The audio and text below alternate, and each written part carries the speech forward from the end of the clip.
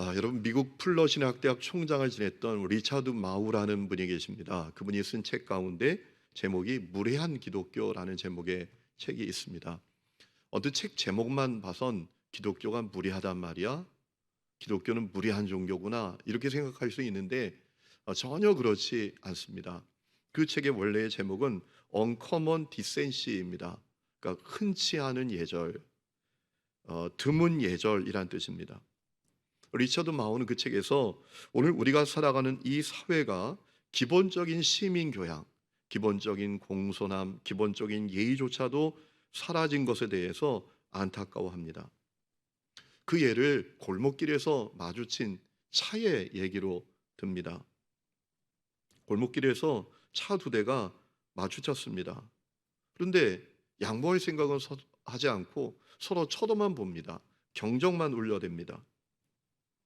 결국 차 한 대가 후진을 해서 길을 터줬지만, 길을 터준 다음에 얼른 그 운전자가 차에서 내려서 상대방 운전자를 향해서 욕설을 쏟아붓기 시작한 거예요. 그것을 지켜보던 어떤 여성이 참으로 한탄을 하면서 말합니다. 야, 모든 게 엉망이야. 모든 게 엉망이야. 라고 했다는 거예요. 여러분, 우리가 사는 세상이 이런 세상이 되어버렸다라는 것입니다. 그러므로 우리 그리스도인들은 이 세상에서 시민교양으로 살아야 된다라는 거예요. 공손함을 갖고 예의를 갖고 살아야 한다라는 거예요. 그런데 그 예의와 공손함이 그저 거칠의 예의와 공손함이 아니라 우리 내면으로부터 우러나오는 친절, 온유함, 정중함, 그리고 관용의 태도로부터 시작된 공손함과 예의여야 한다라는 것입니다. 그리스도인들은 승리하신 주님이 우리의 주님이라고 승리적인 자세를 갖지 말고 겸비한 종의 자세로 살아야 된다라는 거예요. 그래야 될 이유가 있다고 말합니다. 첫 번째는 주님께서 우리에게 그렇게 하셨기 때문이라는 거죠. 주님께서 우리에게 그렇게 해주셨기 때문에.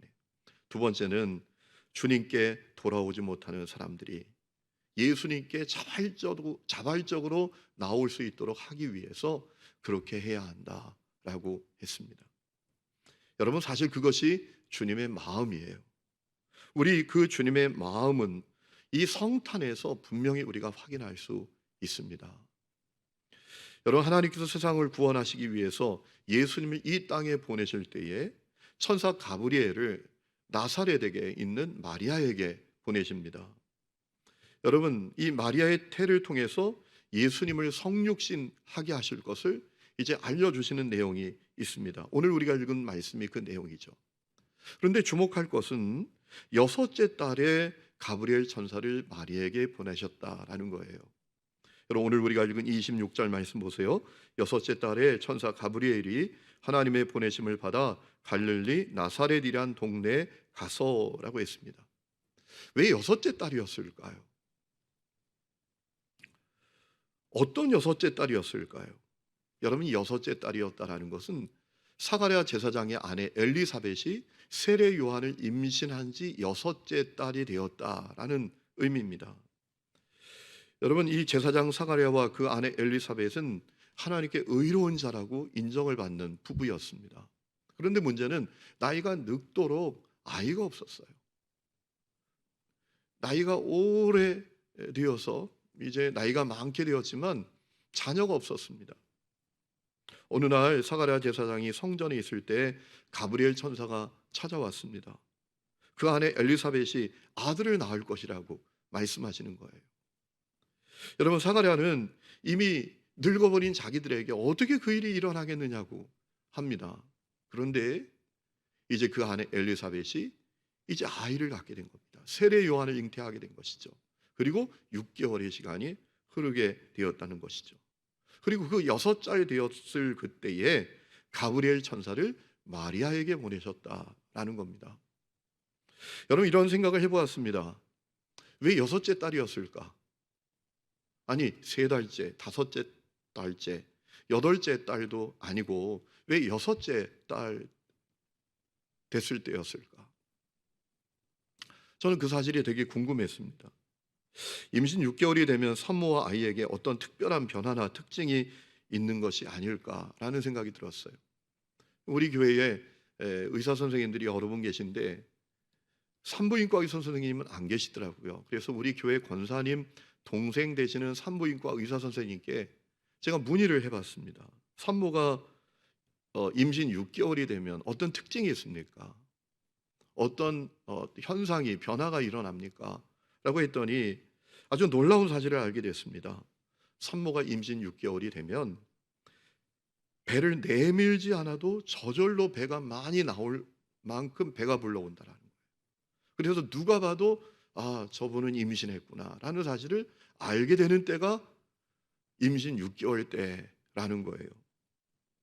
그뿐만 아니라 태 속에 양수가 많아져서 아기가 이리저리 움직이기 때문에 아이의 태동이 가장 아주 분명하게 느껴지는 때이기도 하다고 합니다. 그리고 임신 6개월, 임신 24주죠. 그러면 아기가 그때 태어나도 생명을 유지할 수 있는 때가 된다는 거예요. 그래서 24주가 되었을 때 태 속에 있는 아기에게 문제가 생기면 산부인과 의사가 바로 그 산모를 소아과 의사에게 보내야 한다라고 하더라고요. 여러분, 제가 그 사실을 알게 됐을 때 온몸에 전율이 흐르는 것을 느끼게 되었습니다. 이거 좀 낮춰보세요. 많이 울립니다. 여러분, 우리 하나님이 얼마나 정확한 분이신가? 우리 하나님이 얼마나 자애로운 분이신가? 우리 하나님이 얼마나 친절하고 무례하지 않은 분이신가? 라는 사실이 분명하게 깨달아지는 거예요. 부드럽고 따뜻한 권위를 갖고 우리에게 다가오시는 분이 우리 주님이시구나 라는 사실을 분명히 깨닫게 되는 겁니다. 여러분, 인간에게 치명적인 문제가 벌어졌습니다. 하나님의 형상대로 창조되었는데 하나님을 떠나게 된 겁니다.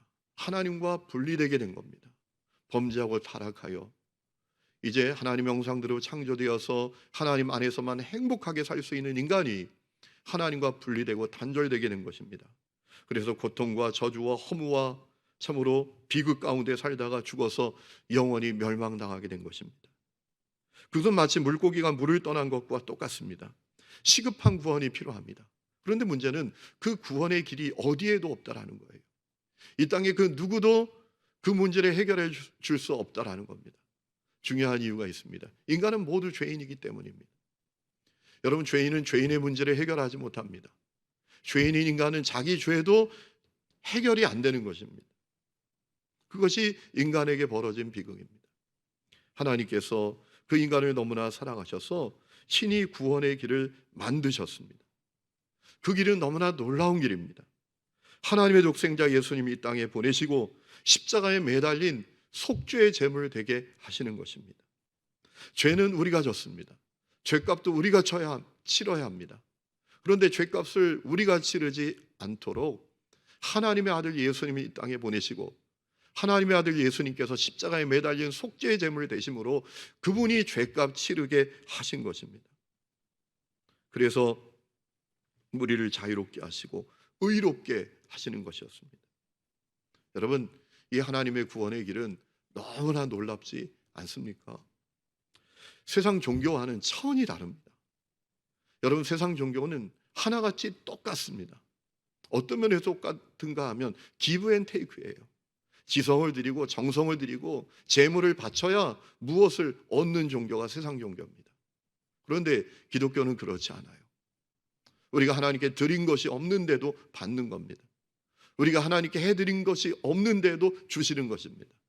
심지어 독생자의 그 생명까지 우리를 위해서 내어주시는 종교가 기독교인 것이죠. 여러분, 하나님께서 독생자 예수를 이 땅에 보내시는데 의외의 여성을 택하십니다. 나사렛에 사는 마리아입니다. 여러분, 이 갈릴리 지역은 정통 유대인들에게 천대받는 땅입니다. 멸시받는 땅입니다. 왜냐하면 일찍이 그 땅에 이방 사람들이 와서 섞여 살았기 때문에 이 정통 유대인들이 갈릴리 땅을 비천하게 여깁니다. 멸시합니다. 마리아는 그 갈릴리 나사렛이란 작은 동네에 사는 여인이었습니다. 천대받는 땅에 사는 이름도 없는 여인이었습니다. 그런데 하나님께서는 그 마리아를 함부로 대하시지 않습니다. 무례하게 대하지 않으십니다. 강압적으로도 대하지 아니하십니다. 그녀에게 자애롭게 다가가십니다. 여러분, 하나님은 못할 것이 없는 분이십니다. 사람 몸도 마음도 하나님의 뜻대로 얼마든지 움직일 수 있고요, 저항 불가능하도록 조정할 수도 있는 분이 우리 하나님이십니다. 그러니 이렇게 생각할 수 있습니다. 하나님께서 마리아의 몸과 마음과 의지와 행동 다 꼼짝 못하도록 붙드시고 굴복시키셔서 예수님을 보내실 수도 있으셨어요. 얼마든지 그렇게 하실 수 있으셨단 말입니다. 그러나 그렇게 하지 않으셨어요. 너무나 자유롭게 그리고 예의 있게 다가가서 마리아를 이해시키시고 설득시키신단 말입니다. 여러분, 마리아 입장에서 처녀인 그녀가 아이를 갖는다는 것이 얼마나 당황스러운 문제입니까? 얼마나 충격적인 일입니까? 혹독한 대가를 치를지도 모르는 일이었습니다. 그래서 하나님은 그에게 조심스럽게 다가가십니다. 그리고 따뜻하게 자유롭게 다가가십니다. 오늘 가브리엘 천사가 28절 말씀을 보면 이렇게 말합니다. 그에게 들어가 이르되 은혜를 받은 자여 평안할지어다. 주께서 너와 함께 하시도다. 은혜를 받은 자여 평안하라. 주님이 너와 함께 하신다 라고 이제 이야기해 주는 거죠. 30절에도 천사가 이르되 마리아여 무서워하지 말라. 내가 하나님께 은혜를 입었느니라. 너는 은혜를 입은 여자야 라고 이야기합니다. 여러분, 그뿐만이 아닙니다. 마리아를 통해서 하나님께서 이루실 일이 얼마나 존귀하고 소중하고 가치 있는 일인지를 설득하십니다. 여러분, 31절 말씀에 이렇게 말씀하십니다. 보라, 내가 잉태하여 아들을 낳으리니 그 이름을 예수라 하라. 32절입니다. 그가 큰 자가 되고 지극히 높으신 이의 아들이라 일컬어질 것이다. 이름을 예수라고 했습니다. 여러분, 예수란 이 뜻이 어떤 뜻입니까? 여호와가 구원하신다라는 거예요. 마리아를 통해서 온 세상을 구원하실 그분이 오신다라는 겁니다. 마리아를 통해서 하나님의 아들이 성육신하시고 그분이 온 세상을 구원하신다라는 이야기를 전하는 거예요. 너에게 일어날 일이 얼마나 가치 있는지, 얼마나 소중한지 알아야 된다라는 얘기입니다. 여러분, 마리아가 그 얘기를 듣고 이렇게 반응합니다. 처녀인 나에게 어떻게 그 일이 일어납니까? 나는 남자를 알지 못하는데 어떻게 그런 일이 나에게 일어날 수 있습니까? 라고 물을 때 뭐라고 합니까? 하나님께서 다 하실 것이다. 너는 두려워하지 않기만 하면 된다 라고 이야기합니다. 35절에 천사가 대답하여 이르되 성령이 너에게 마시고 지극히 높으신 이의 능력이 너를 덮으실 것이다. 하나님은 하실 수 있다. 이 땅에는 하나님이 하시기 때문에 사람의 생각과 이성과 경험과 지식과 능력을 뛰어넘는 일이 얼마든지 있다. 너가 하는 게 아니라 하나님이 하신다. 너는 두려워하지 않으면 된다 라고 안심을 시키시는 것입니다. 그런 다음에 마리아가 순종할 수 있는 결정적인 사실을 말씀하십니다. 늙은 엘리사벳, 늙어서 출산이 불가능한 그 엘리사벳이 세례 요한을 잉태한 사실을 이야기합니다. 여러분, 36절 말씀 보세요. 보라, 내 친족 엘리사벳도 늙어서 아들을 배었느니라. 본래 임신하지 못한다고 알려진 이가 이미 6달이 되었다라고 했어요. 여러분, 하나님은 얼마나 정확한 분이신지 모릅니다.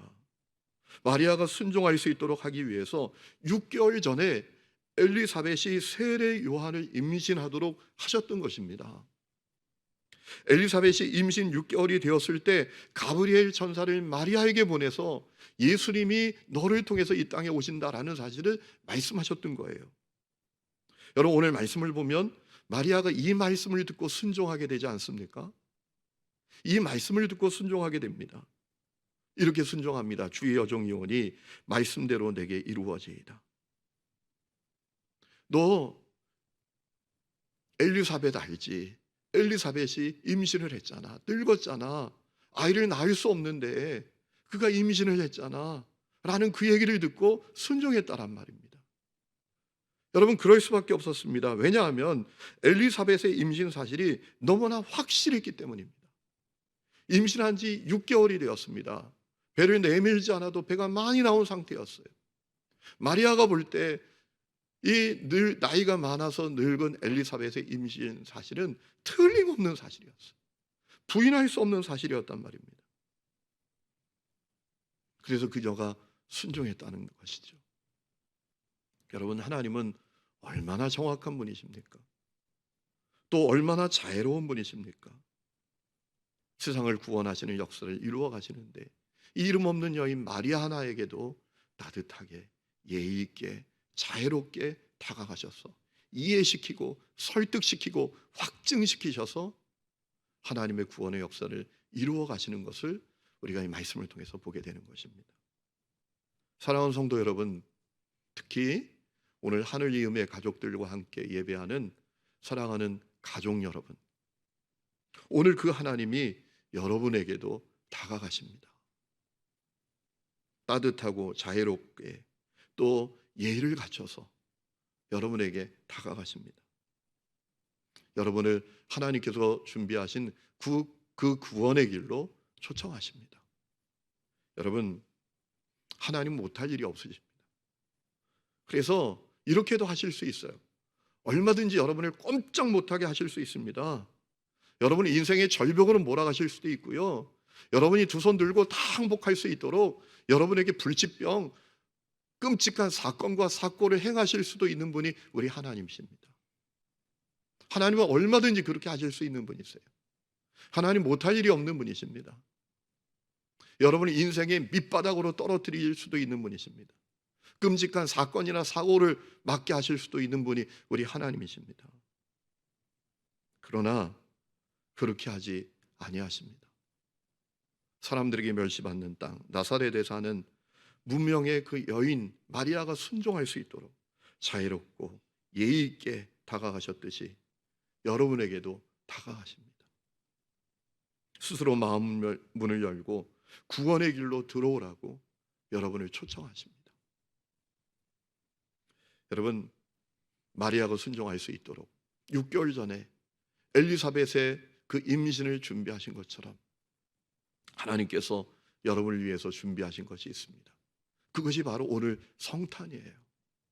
우리가 지키는 이 성탄입니다. 여러분, 성탄은 누구도 부인할 수 없는 사실이고 역사입니다. 그래서 세계 모든 사람이 그것을 인정하기 때문에 이 성탄절이 되면 들떠서 지내잖아요. 보도를 보니까 말이죠, 지금 동해안에 방이 없답니다. 방값을 4배로 줘도 방을 구하지 못한답니다. 여러분, 성탄은 확실한 사실이에요. 누구도 부인할 수 없는 역사입니다. 이 성탄은 너무나 놀라운 사건이에요. 성육신 하신 사건이에요. 하나님이신 예수님이 사람이 되신 사건입니다. 하늘에 계신 분이 땅으로 오신 사건입니다. 영원이신 분이 시간이 되신 사건입니다. 가장 높은 곳에 계신 분이 가장 낮은 곳으로 오신 사건입니다.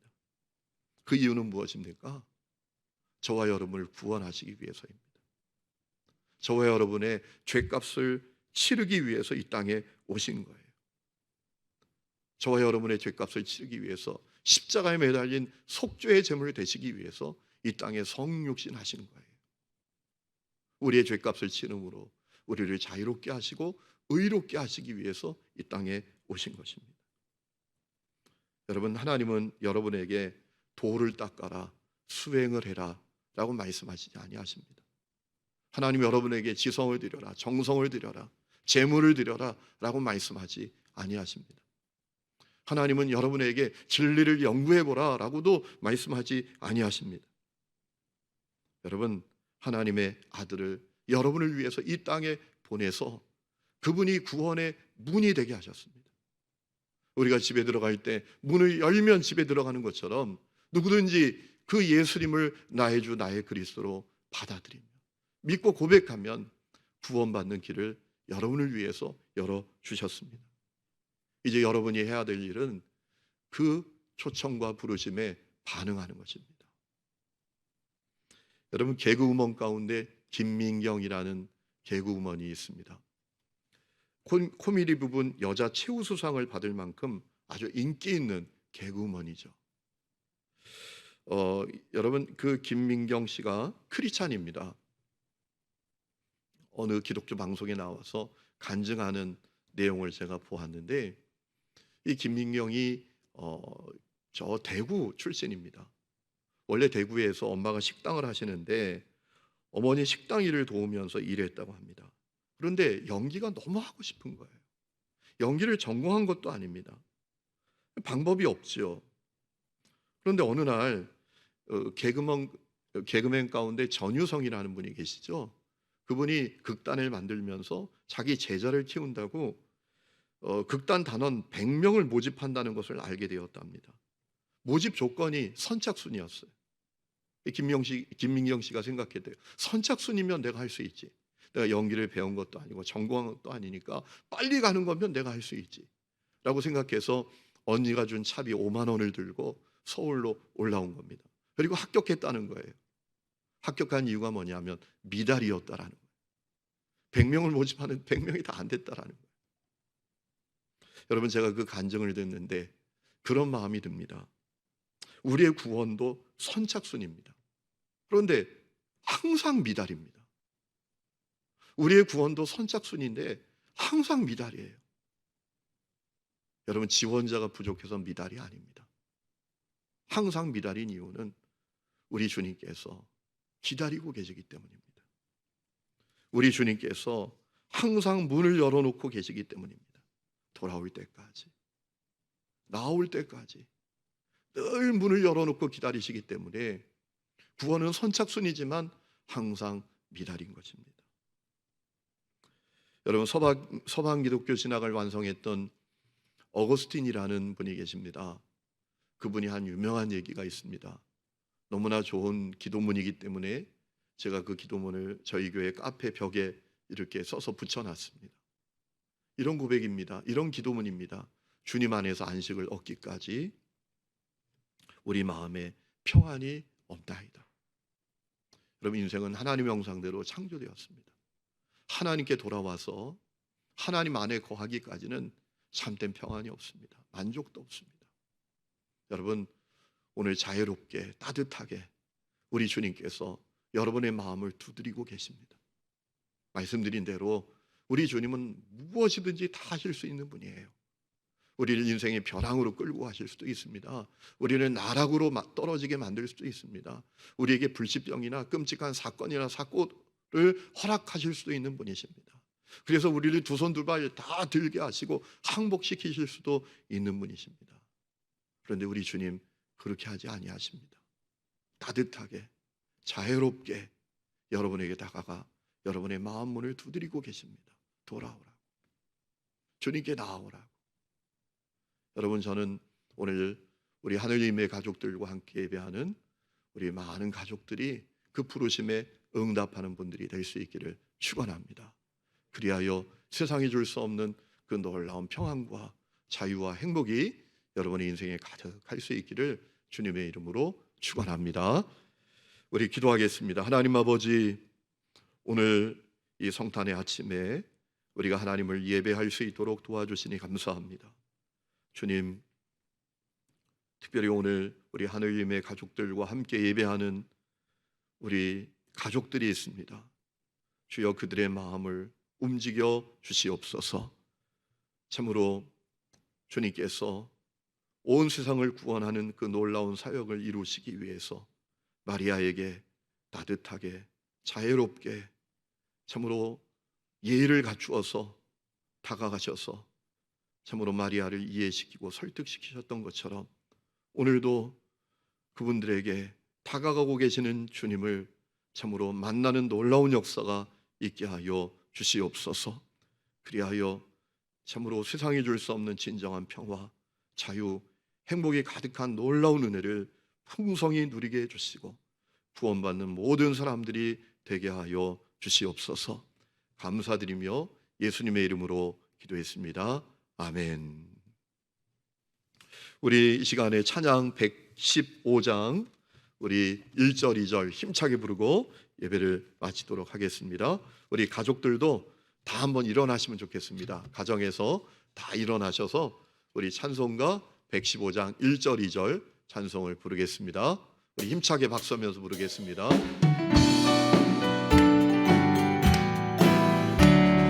기쁘다고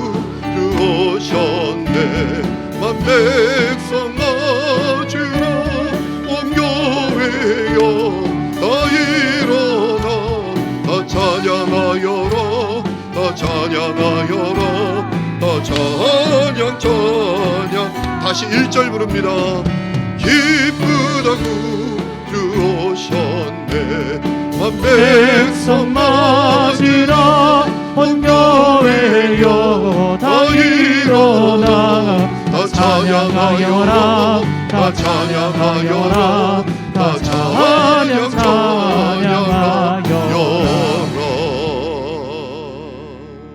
아멘. 기도합니다. 하나님 아버지, 2020년 성탄 감사 예배를 드립니다. 이제 마치게 되었습니다. 팬데믹 상황으로 인해서 함께 모여서 예배하지 못하지만 가족들과 함께 예배하게 되었습니다. 오늘 말씀을 통해서 우리 사랑하는 하늘이음의 가족들, 그 가족들이 예수님을 만나는 놀라운 은혜를 허락하여 주시옵소서. 이제는 우리 주 예수 그리스도의 은혜와 하나님 아버지의 놀라운 사랑과 성령의 내주 동행하심이 어려운 때에 성탄의 기쁨으로 힘있게 살아가기를 원하는 사랑하는 모든 성도들 위해, 그리고 그 가정과 삶의 모든 부분들 위해 지금부터 영원토록 함께 계시기를 간절히 축원하옵나이다. 아멘.